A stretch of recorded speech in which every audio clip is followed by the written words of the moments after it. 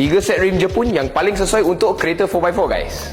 Okey guys, sebenarnya rim Jepun ini bukan untuk kereta biasa saja, tetapi untuk kereta 4x4 ada juga. Okey, so ini adalah set pertama yang Wan Cina nak recommend, iaitu Bradley Forge. Okey, ini adalah rim daripada jenama Bradley dan model dia juga nama dia Bradley V lah. Okey, so kita boleh nampak design yang sangat simple, dia 5 spoke sahaja. Memang untuk 4x4 sangat sesuai lah, sebab 4x4 memang nak simple saja, nampak lagi kuat, nampak lagi mega apa semua.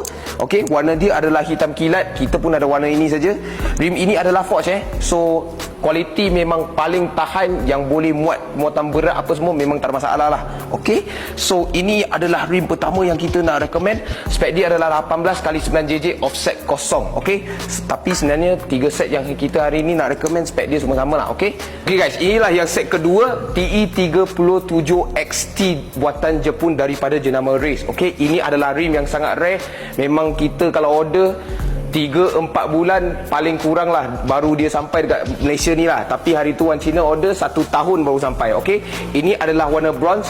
Hari tu yang warna hitam kita dah jual, tinggal warna bronze ini lah. Bronze ini baru sampai saja. Spek dia adalah 18x9 offset kosong juga. Okey, kita boleh nampak bibir dia yang nampak dalam ni, bagi rim ni nampak lagi ke dalam. Ada juga orang yang suka bibir besar ni. Okey, so engraving Vogue Racing ada belah tepi sini, dan juga made in Japan dan juga Forge. Okey, so rim dia sama spek macam tadi kita cakap lah. Lepas tu anti-slip semua memang tak ada. Okey, memang banyak orang cari TE37 buatan Jepun kerana dia sangat-sangat sesuai untuk kereta 4x4 yang korang nak cari Japan style lah. Okey, nampak? So bergerak kepada set yang ketiga, iaitu TC105X WRV daripada jenama Westport. Okey, ini adalah rim buatan Jepun juga. Okey, kalau pasangkan rim ni memang nampak JDM lah, bukan saja JDM dan juga Thailand style. Sebab Thailand style memang semua orang pasang rim ni juga. Dia nak, kalau nak pasang brake caliper yang besar tu memang dia belanja lah, tak ada masalah. Sebab korang boleh nampak lah rim dia agak kosong. Dan juga rim ni ada juga anti slip tau.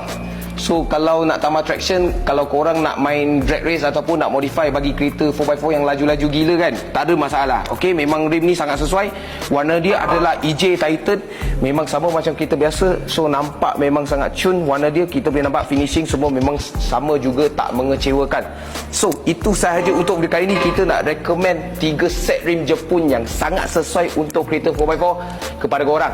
Kalau korang suka video kali ni, tolong like, share dan komen dekat bawah apa yang korang nak tengok seterusnya. Macam biasa, cari rim, cari Wan Cina. Thank you guys.